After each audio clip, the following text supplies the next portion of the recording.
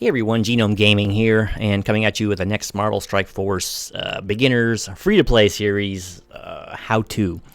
This next is on a subject a lot of people will talk about, and not everyone will give what I consider proper advice for, and that is legendaries, and more specifically, legendary farmings, and even more specifically, which legendary farms that new free-to-play players are going to want to go for. So right off the bat, right now we have 10 of them that are available. I've talked about this in a previous video. We'll just go over it super fast here because I want to actually focus on 3 characters here. But let's start from the top here. So we got Iron Man. Iron Man is pretty much useless. He's actually better on a Wave 1 Avengers team right now than he is on his own Power Armor team. And Power Armor team is not good for PvE content. So he won't get you anywhere right now as a free-to-play player until much higher gear levels and all that. And that's almost all solely for war and a little bit of blitz. So don't recommend him at all. So unless you're a huge fan of him and don't care about progressing in the game, don't bother dumping resources into getting him open. Just a warning right there. He's not good. He's not even legendary, despite his tag, right? All right. So next up we got Sue Storm, the Invisible Woman. So Invisible Woman is much unlike Iron Man, very useful in minigame modes. She is a very good plug-and-play character. Yes, she is kind of made for Fantastic Four, but at the same time, she's not. You can put her just about anywhere, and she's going to improve your team. While her damage is negligible at best, you know, it looks enticing because of all the free attacks you might get out of her. That's not what her thing is. Her thing is sustainability of your team and survivability of your team. She sustains them by throwing up barriers and survivable by stealthing them after the barrier is probably worn off. So while it's kind of the same thing, the same nomenclature, it's a little bit different in how it works, right? But in any case, she's an excellent plug-and-play legendary. They'll fit on just about any team and will help take you places. So she's one of the ones we'll be talking about here at length. Black Bolt, probably the best PvE legendary in the game. Arguably, it's Maul right now, but I'd say it's probably Black Bolt because I use him in every game mode, which I pretty much use Maul in every game mode too, but Black Bolt I think is just a little more useful because there's some like U7 nodes on my main account that I will leave Maul out of because I don't need any more healing or mitigation and just keep pumping energy into Black Bolt with Thanos, right?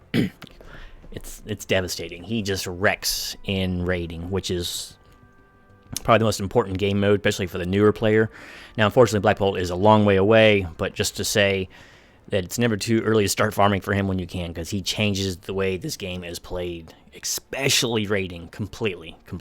He makes raids, which are otherwise annoying, into almost cakewalks. It's not even funny how much damage he can do in raids with the right setup. So, love him, but he's not an early game farm, so we're not really going to talk about him. Doc Ock, forget it. I only have him on my main account, because X-Force is pretty hard to get right now, and I'm free to play on that account as well. Excuse me. So we're not going to bother with him, but he's pretty good. Now, I've actually seen him in some pretty high-end arena squads, plugged into kind of a hodgepodge team, right? Ebony Maw, same thing as Black Bolt, super useful in every single game mode that we currently have, and extremely powerful in the Black Order, but he's, other than maybe Dr. Octopus right now, he's one of the latest game farms in this game, right? Because you basically need Black Bolt unlocked to get to him. So it's a long progression, let's just say that. So he's more of an in-game farm. Super useful when you can get him, but he's not what I'm going to be talking about for this beginner series. Magneto, really good character in PvP, like in war situations and blitz in some arena, but he's not that useful in PvE content, so I don't recommend going for him early. I'd say get him naturally, or start target farming him after you have the guys you needed, but his use in this game has definitely fallen off a lot from when he was first released, because he was God tier when he was first released, and now he's useful, and he's a good plug-and-play character also, not just on the Brotherhood team, but most of his magic happens on the Brotherhood, right? His text says it all, but he's good, but not necessary for the new player, so I wouldn't worry about him at all. Nick Fury. Nick Fury is like the biggest travesty as far as it comes to free-to-play legendaries, right? Because he He could be the most useful legendary on this list for the newer player, right? Even into mid-game. But he has a fatal flaw, and that's how he is unlocked. You have to use Kree minions to unlock this guy. And not just Kree minions, right? But ones that are decently geared, because his campaign to unlock him is not, or event, excuse me, is pretty difficult. Like, you can't just stroll in there with undergeared minions and hope to get away with it. It's not going to work.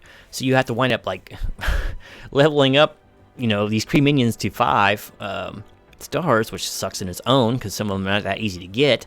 And then you have to actually gear them up decently, I think in the 20 to 25k range each, to hope to be able to unlock Nick at 5 stars or 6 stars. If it wasn't for all that, Nick would be amazing, because the Shield team just rolls over PvE content until about the mid-game. You can basically auto them once they're built up just a little bit in raids. They're excellent in arena. I've talked about all this before, PvP, whatever, and more.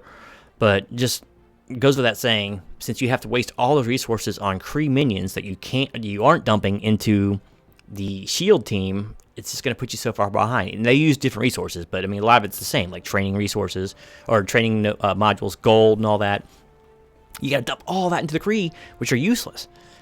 It's a shame. They really need to rework Nick or turn him into like an Iron Man event, something like that, because he is so good for the early game. It's not funny, but since it's not, you have to level basically 2 teams to make him work. It just isn't worth it, because by the time you get all that done, other teams will have availed you more. Phoenix, not even going to talk about it. She's one of the best characters in the game, and her X-Men team is amazing on offense, but she's not really needed for much content other than like DD3, and it's just beyond the purview of this, because it takes forever to unlock her at 6 stars, no less, and you have to assemble basically a garbage team to do so, even though Mordo and Loki are pretty good. Everyone else is pretty much garbage. So it's just not something I think the early game player needs to worry about. Now here's one you do need to worry about. S.T.R.I.K.E. S.T.R.I.K.E. is an interesting character in that her team really blows, but she's really good. And the fact that she fits well on so many teams, like Invisible Woman and Shuri, and maybe even Star-Lord, who we'll talk about, are some of the best plug-and-play early game legendaries in this, or even characters in the game, right? Because they work so many different areas because of their kit. Their kit is just so adjustable to most situations, and Shuri is a lot like Invisible Woman, except for I'd say she's probably a little better, actually let's say a lot better in raids, because her cooldowns are lower, right? They're not necessarily more effective, they're just lower.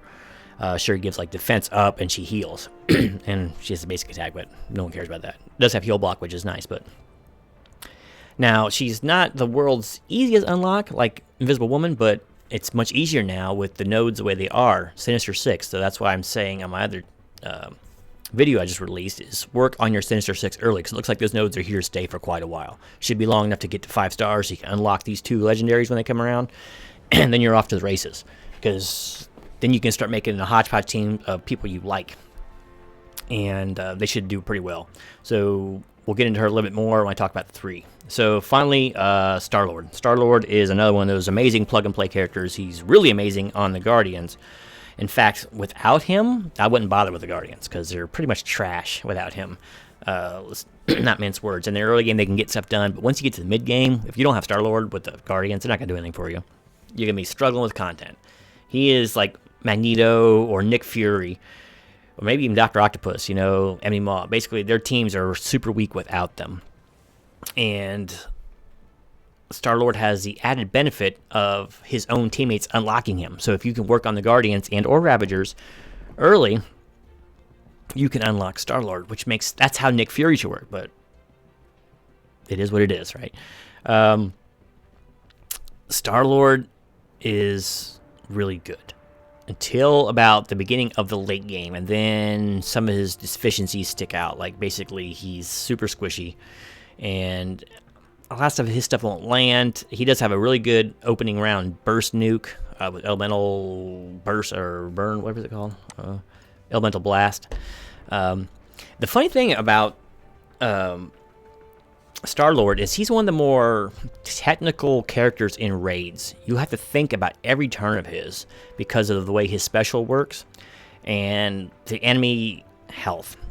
because a lot of times you want to be using his special to feed a character energy, right? But a lot of times you will see one or two enemy characters who are on pretty low health, probably one hit from death, next to each other, and then you're like, well, I'll use his basic and it'll chain, maybe it'll kill two people. So there's a lot of risk and reward with him, figuring out when to use his special versus his basic and or his ultimate.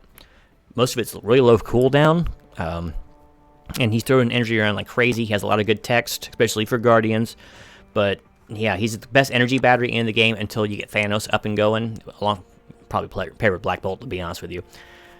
But he's a good plug-and-play character. So let's talk about, we talked about all the legendaries, let's talk about the three I think you need to be working on. Of course, Invisible Woman and Shuri are the first two on the list, just because the same team opens them both, so why not go for them? That's why I said in the previous video, focus on one or two teams until you start building a bigger roster and open up more content and you got more daily energy and all that, so you can start working on more characters at once, because if you try to spread around your resources, you're not going to get anywhere. So focus. So on this account, I am focusing hardcore on Sinister-6 so I can get these two legendaries unlocked, and I'm still going for Star-Lord, but I've kind of put that on the back burner since I realized the nodes are going to be open for quite a while. So those two for sure, and Star-Lord. That's the three that I think, the trifecta, if you will, you should be working on. I think everyone else can wait until you get those two up and going, and then you can start building stronger and stronger teams, get into more raid content, or switch alliances if your current alliance is not raiding that much. It's super important to raid a lot. You'll never get enough training mats and ability mats without it. That's why training mats, but ability mats, especially purples. That's where you get most of your purple stuff from. So those three, that's the way to go. And you can actually stick all three of those people on the same team and throw like a tank and a damage dealer in there, and you're good to go for almost all PvE content that is of comparable level to you. It's also a nice mix of like controllers, support, Cosmic, with of course Sue and Star-Lord, and you'll just find them super useful until basically later game, right? And then you can start worrying about the other higher level, but usually more specialized legendaries. So those are the three I recommend you go for. One team unlocks both of these, and the team that Star-Lord works best on is used to unlock him. Makes total sense. I didn't understand Invisible Woman or Shuri either, being opened by Spider-Verse characters and Sinister-6, I think it is, respectively. Doesn't make any sense, but at least you can use two teams to open up one team to open up two legendaries. It's a great system there. I hope they incorporate that again. It is what it is, and like I said, the Sinister-6 are not awful at PvE content, it's just they'd have no sustain, so if you're in the longer, more drawn-out fights, they can't hang. But usually they'll blow up stuff pretty good in Arena and War and at least shorter nodes of PvE content. So there you have it. I recommend those are the ones I recommend you go for first. Probably Shuri, Invisible Woman first, and then Star-Lord second, depending how lucky you get on node farming and unlocks with orbs and all that. I think that's the way to go, because like I said, all these other guys, they're either way too high a farm, they don't have enough use, like Magneto outside of their team, and their team is not that useful for PvE content.